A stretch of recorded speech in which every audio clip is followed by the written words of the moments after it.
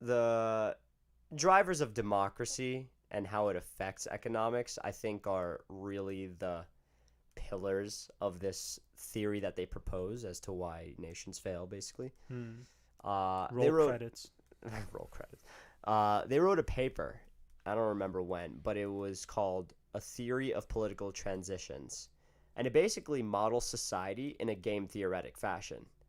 So obviously, I want to talk to you about game theory a little longer in a future occurrence, but So stay tuned. yeah, yeah. But today, the things that we want to know about game theory is that it's the theory of games, and you have to specify some rules for the game and initial conditions, and there have to be two players, or at least more than one player, in which one player can win the game and Yeah. the other player loses.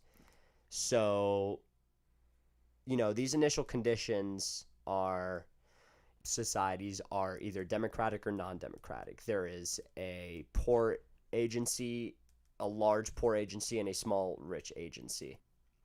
Just a bunch of initial conditions. And all these initial conditions, what they lead to is a sort of equilibrium that states this sequential game in which the rich first decide on taxation and level of redistribution, and the poor decide whether revolution is the optimal choice. Yeah. So essentially, the rich are the ones deciding how to financially underpin society, and the poor are the Decide if ones it's okay or the not. social. Well, the poor are more the social underpinning of society, right? Yeah. It's the two kind of pillars of their same theory behind political and economic institutions, just by two different castes, so Humans to are speak. silly. I mean, here's It's monkey see, monkey do. You see yeah, the rich guy do something, it's like, well, I want. Because let's be real here. You look at most of the time when you see a rich, successful person, you look at it in a positive light. You say, this person must have done something good. That doesn't make them necessarily a good person, because rich people can, you know, do bad stuff. right. God forbid. Yeah, right. But when you see them, the first instinct is like they're nicely dressed, nicely groomed, and they have nice stuff. So, what do a lot of poor people do? They try to emulate it as best as they can.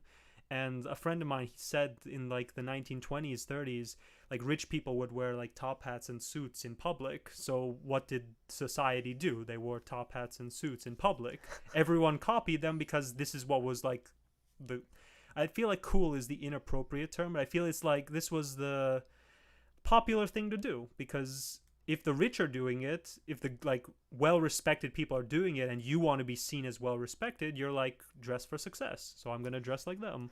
I know. It's unfortunate that the affluent have so much impact on behavior, but It makes sense no, it cuz makes total sense, of course. the expression it's like what's the expression? There's like so many of them. It's like first impressions or dress for success. There's one with like your image, but basically the moral is Look good, like feel good, maybe? something I like don't know. that. You know, it basically if you like look good, you increase your chances at like succeeding, even if it's by a little bit. Because if you look like homeless and disheveled and smelly, like you're most likely not, unless you're like a genius programmer like working in your basement, you're not going to succeed on average. You're going to be ostracized. Of course. So Look you good, feel good, play good then, I yeah, guess. sure. So it's a weird cycle where it's like society becomes a certain way, and if you want to live in society, if you want to make it in society, you got to live in society. You know what Yeah. I mean? Yeah. So it's like you have to go by society's current rules if you want to like make a name for yourself, or if you want to make it big, because you can't really make it big and do everything wrong if that makes sense. Yeah, true. I mean, there's also those that choose to go against society, like Martin Luther King's or Nelson Mandela's, right? Yeah, They but they they're went change. It's a against. difference. There's a difference between like trying to change society versus trying to make it in society. I think like there's a difference between rejecting it because it's fundamentally flawed and rejecting it because you just don't accept it. Like I feel not accept is the wrong word. Reject it because you don't. care for it, I think is better. If, like, for example, let's say the suit example, if I was in the 1920s and I said, look at these people wearing suits, I'm not going to wear a suit. Or here's a better example.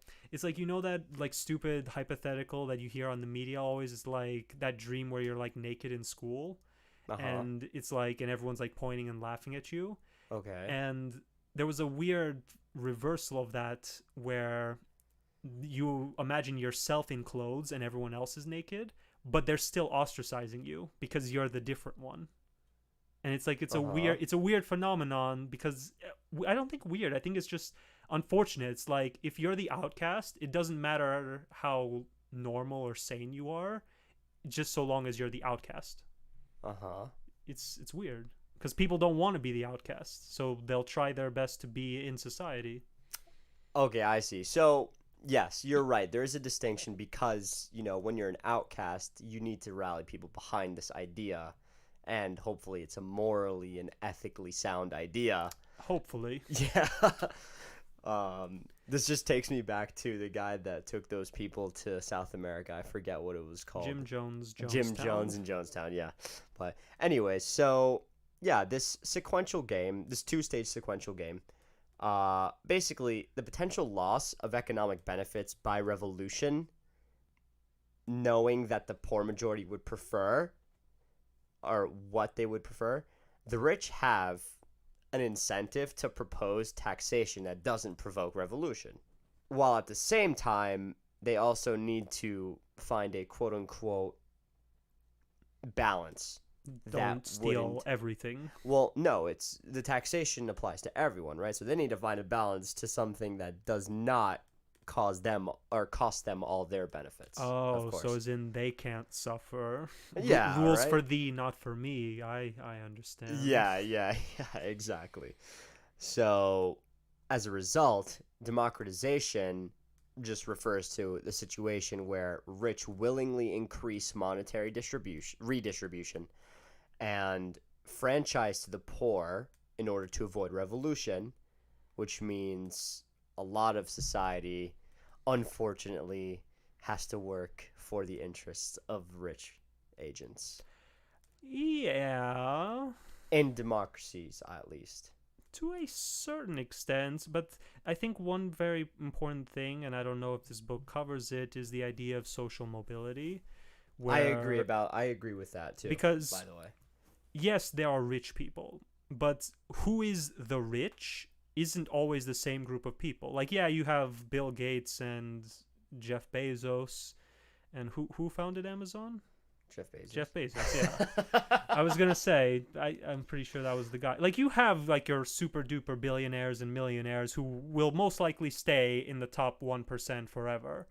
But like, there are people who are like at the border of the top 1% who sometimes leave the 1% and sometimes come back.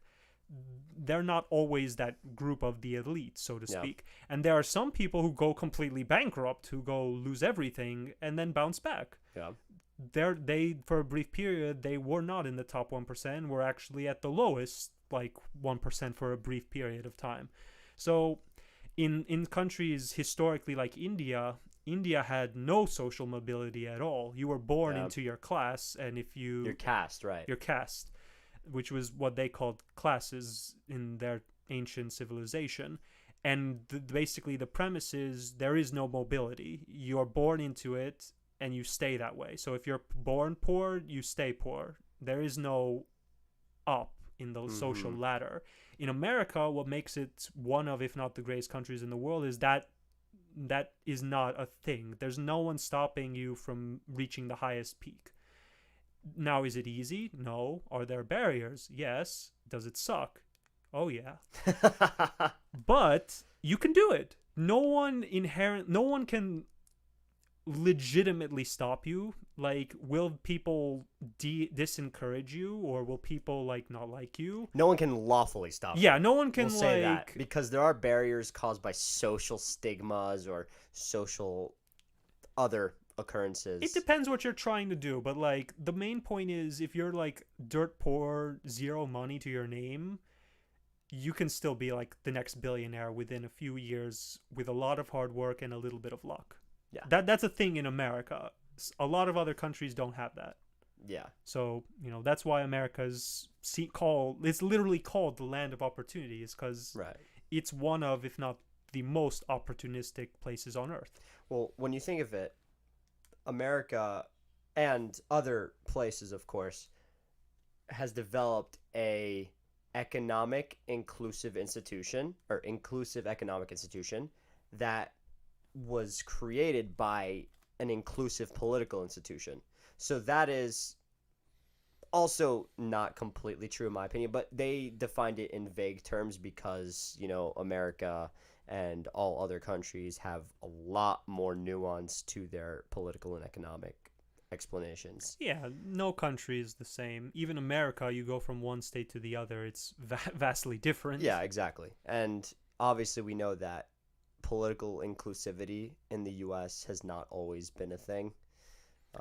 We got better. We got better, of course. And we still get better. No one's I born think, perfect. yeah, of course.